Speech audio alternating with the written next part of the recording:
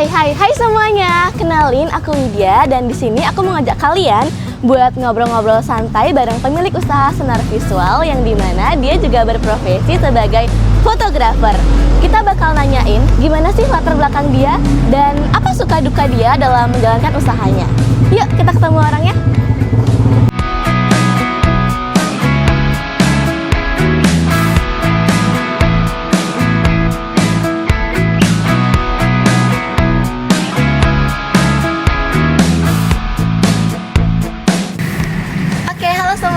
Di sini kita ada bersama orang yang langsung, yaitu pemilik senar visual yang juga berprofesi sebagai fotografer. Dan sebelum kita ke pertanyaannya, mungkin kakak bisa kenalan dulu biar teman-teman juga tahu siapa kakak. Oke, halo guys, perkenalkan nama saya Putu Ade Aryanata Putra Eskom, bisa dipanggil Arya. Oke, kita langsung ke pertanyaannya ya. Mungkin bisa diceritain tentang latar belakang kakak dan bagaimana awal mula tertarik menjadi fotografer.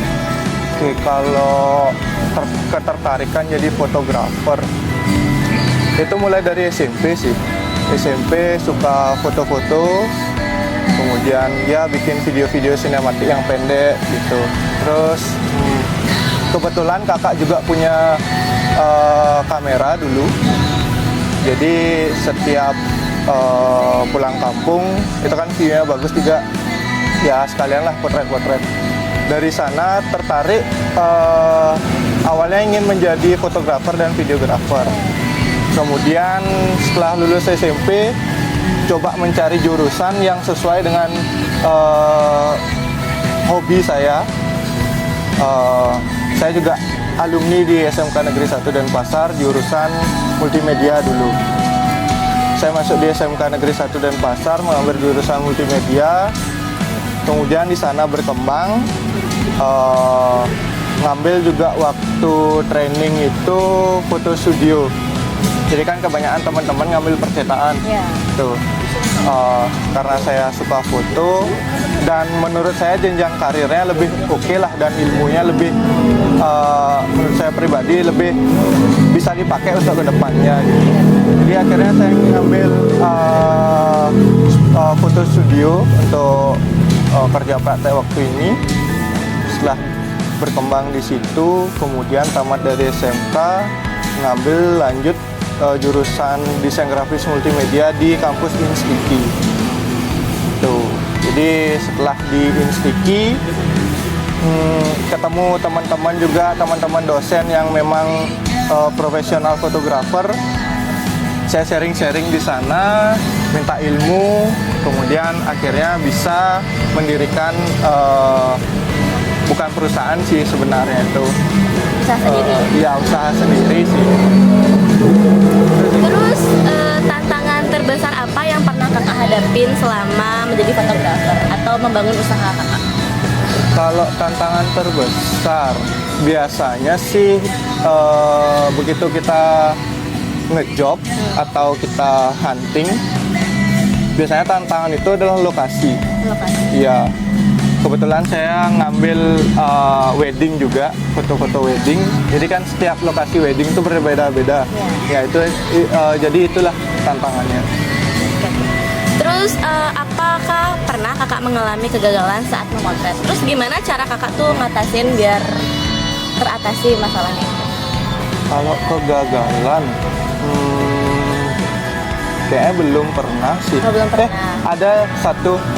Waktu ini saya pernah foto klien dengan anak-anak, jumlahnya itu 6. Jadi kalau mood anak-anak kan kita nggak bisa atur. Kadang mereka mau foto, kadang-kadang rewel juga. Gitu. Itu tantangan terbesar waktu ngambil foto anak-anak, itu foto katalog sih. Terus cara mengatasinya waktu ini, saya udah prepare kayak mainan, terus makanan, terus minuman anak-anak kayak susu-susu itu. Ya itulah tak jadiin pancingan biar anak-anak tuh mau juga foto. Biar moodnya bagus ya? Ya biar moodnya bagus. Gitu. Oke. Terus kalau software atau alat yang kakak gunain untuk proses editing tuh ada nggak? Ada.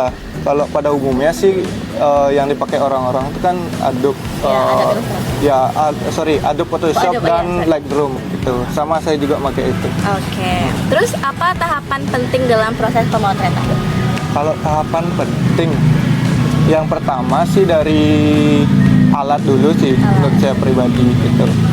Kan sekarang kita mau ngambil potret di mana, terus lokasinya. Kalau sudah tahu lokasi seperti apa, yang terpenting sih alat harus dipersiapkan, terutama kamera dan lensa. Gitu. Kalau kamera kan pada umumnya itu dibagi dua kalau nggak salah. Ada yang ada yang full frame dan APS-C. Kalau mau foto malam bisa menggunakan kamera full frame itu karena noise-nya bakal sedikit. Oh gitu ya? Ya, kalau APS-C dibawa ke malam, noise-nya bakal kelihatan ya. Bakal lebih lebih gimana ya? Ya bakal lebih kelihatan ketimbang full frame gitu. Menyesuaikan. Ya, jadi kita menyesuaikan alat lah. Oke. Terus menurut Bapak, fotografer pemula harus langsung menggunakan alat yang mahal nggak? Kalau pemula sih, menurut saya pribadi, jangan dulu deh menggunakan alat yang mahal. Karena alat yang mahal kan pasti ada beberapa kayak tombol-tombol yang gitu tuh Yang pasti, sudah dipahami. iya pasti beda-beda dia. Kalau biasanya pemula tuh kan pakai kamera yang memang bukan kamera manual. Kalau APS-C juga tergolong masih untuk untuk yang baru belajar lah. Kalau full frame biasanya udah untuk yang profesional. Berarti modal HP kita udah bisa belajar gimana Kalau fotografer? kalau HP sih udah memadai sekali, bisa dari sana lah untuk belajar dulu. Kalau mau pakai kamera, ya kamera yang APS-C lah dulu. Terus skill apa yang harus dikembangkan sejak dini untuk bisa jadi ya profesi fotografer seperti Bapak? Kalau fotografer, menurut saya pribadi ya, yang terpenting itu public speaking. Public speaking. Ya, karena kan kalau kita ketemu model atau klien, mau nggak mau kan kita harus mengarahkan gaya, terus kita juga berdiskusi bagaimana seperti itu. Jadi kalau public speaking kita nggak bagus, kita nggak bisa nge-treat model atau klien kita. Gitu. Itu yang utama. Setelah itu baru memahami lah setidaknya dasar-dasar dari bagaimana sih cara foto atau bagaimana dasar dari fotografi gitu. Oke, pertanyaan terakhir, apa pesan untuk teman-teman yang mau belajar fotografer? Kalau pesan-pesannya, sekarang tutorial sudah banyak sekali, terutama di TikTok, seperti itu di Instagram, kemudian di YouTube juga. Kalian bisa lihat tutorial itu di sosmed kalian dulu, sebelum kalian terjun ke lapangan atau sebelum kalian melakukan pemotretan. Seperti itu sih. Oke, terima kasih Kak. Oke, makasih. Nah, itu dia obrolan santai bareng Kak Arya. Terima kasih atas waktunya dan semoga Senar Visual bisa terus berkarya. Dan terima kasih juga teman-teman yang udah nonton sampai habis. See you next time. Bye-bye.